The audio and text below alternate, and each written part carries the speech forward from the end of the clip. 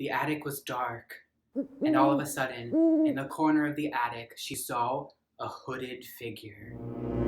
And it just stood there and stared at her.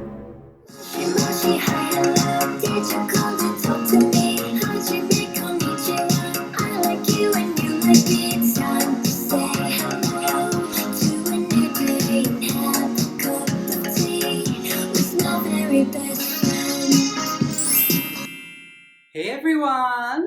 My name's Priscilla Sybon, and I'm here with another video! Hi everyone, I hope that you're feeling yourselves at home watching me here look so beautiful. Luna is still not here with me, so we have not recorded any new videos yet, but we will be doing so in July, and we'll have a bunch of new videos, new content together for all of you, including a music video for our first ever single, Dreaming About You. Maybe we are dreaming about you. How am I supposed to know, darling? A while back, and I mean a while back, I created an Instagram poll and I asked if any of you would be interested in seeing a video of me talking about the supernatural. And the response was overwhelmingly positive. Yes, Priscilla, we would love to see a video of you talking about the supernatural. We would live for that. And so that is what I'm giving you today. This could be a part one of many if it's something that you're interested in, because the supernatural is something that I am deeply fascinated by. I have always loved the supernatural ever since I was a child. I have been completely fascinated by ghosts, aliens, the idea that someone can be psychic, the spiritual, the emotional realm. That is where I live as a being, and so I'm constantly exploring different ideas and learning about different mythologies and cultures because I love the supernatural, I love the paranormal, and I hope that that is something that maybe we can bond about. So I'm going to describe a few different experiences that I and my family has had with the supernatural. The first house that I've ever lived in with my family, I was very small in elementary school, and we are all certain that that house was haunted. There was just something so creepy about it. First of all, I was absolutely terrified by this clown doll that my mom had. It sat in the hallway next to the phone, and every time you would walk down the hallway, these clown eyes on this doll would follow you back and forth. It creeped my brothers and me out so much that we actually destroyed the doll by giving it to our dog, who devoured it. After that, my mom had to throw it away. Goodbye, clown. Good riddance. But that wasn't the creepiest thing that happened in that house. No. By far, the creepiest thing that happened in that house happened to my sister. It was a 3-story house. My sister had a bedroom in the attic. Well, honey, that attic was also really freaking creepy. One day, my sister was just taking a nap, and the attic was dark, and all of a sudden, in the corner of the attic, she saw a hooded figure, and it just stood there and stared at her. She was laying in bed. She quickly became deeply terrified, and she didn't know what to do. This being wouldn't go away. It just sat there and stared, ominous. Well, finally, she decided that she didn't want to just lay there and be killed, so she ran across the room, straight past the being, and turned on the light. When she turned on the light, the being was gone. My sister was freaked out. She came downstairs and told my mom and us, and we were all so scared. We weren't sure if my sister saw a ghost in her room, an alien, a demon, the Grim Reaper. No one has any idea, but ever since then, the house was full of a haunted presence. One time, my brothers and I were wrestling in our bedroom, and all of a sudden we both heard this voice that said, "I'm going to eat you." We looked at each other because we had both heard it. There was no one else around. Where did this voice come from? It terrified us. Not to mention that my mom would often see on our rocking chair in the living room a ghost of an old man rocking back and forth, back and forth, smoking a pipe. He would just stare at her. Why was he there? Perhaps he lived in the house before we did. We never knew. Once we got out of that house, luckily, these ghosts, these specters, these entities did not follow us. But that did not mean that I did not have more paranormal experiences. In fact, I did. I have had many. I think because I had such an unusual childhood that I grew even more interested in the paranormal. When I was a kid, I loved ghosts, I loved magic, I loved telekinesis and the idea of seeing the future.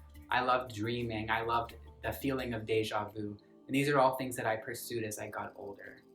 One of my strangest paranormal experiences happened to me when I was about 17 or 18. You see, I was asleep and I started to hear this ringing in my ears that became louder and louder, like a metallic chirping. It became so loud and my vision went completely white.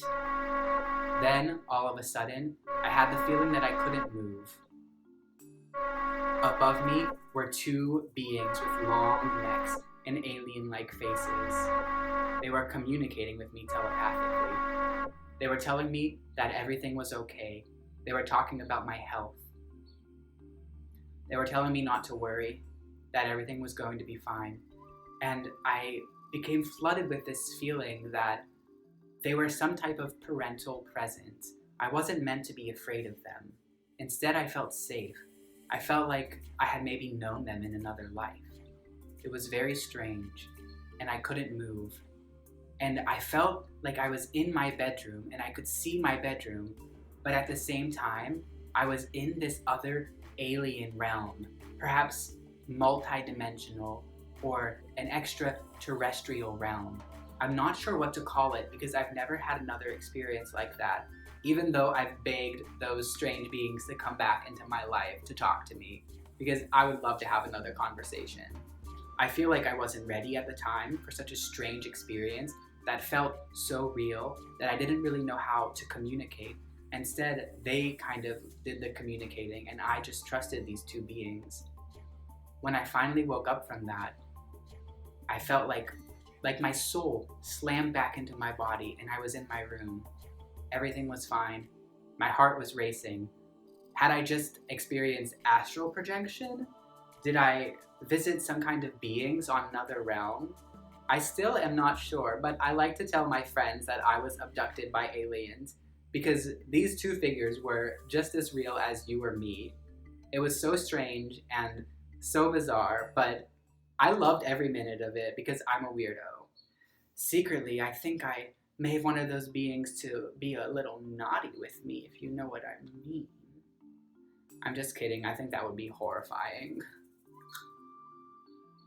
Those weren't the only beings that I've seen before. One of my other strange experiences happened to me when I was in college.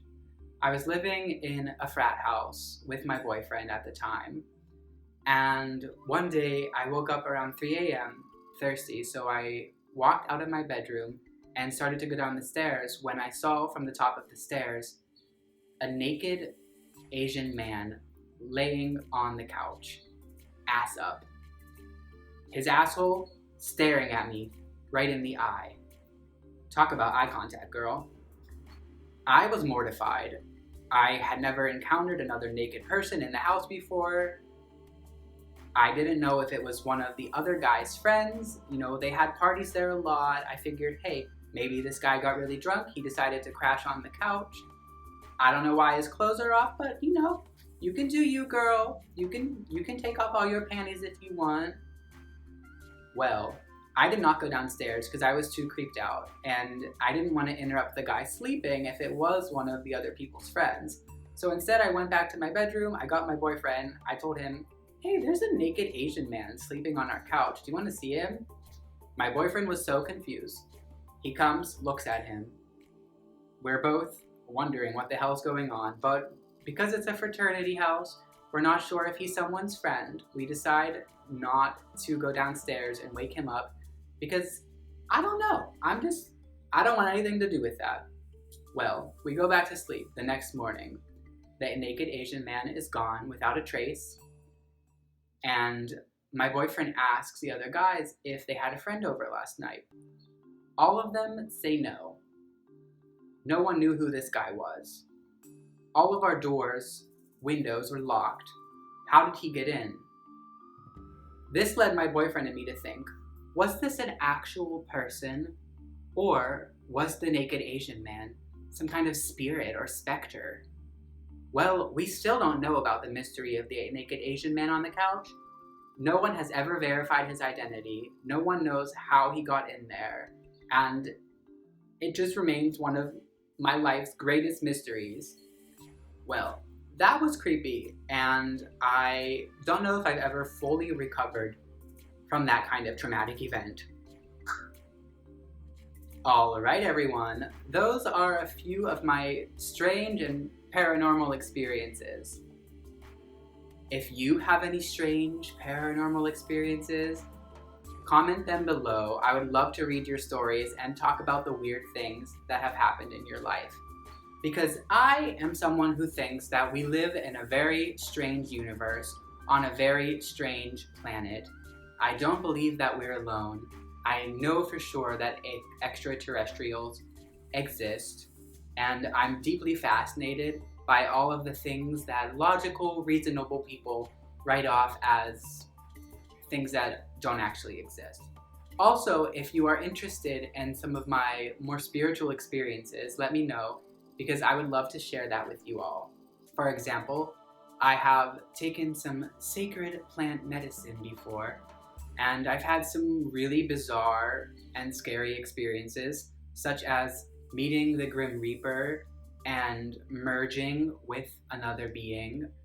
I've had experiences where my brother and I have communicated telepathically while ingesting these substances. There's just so much that we don't know about that I want to explore, and I feel like talking about it is a great way to start that. My name is Priscilla Seiben, and thank you for watching Trash Pop. Trash Pop is going to make the world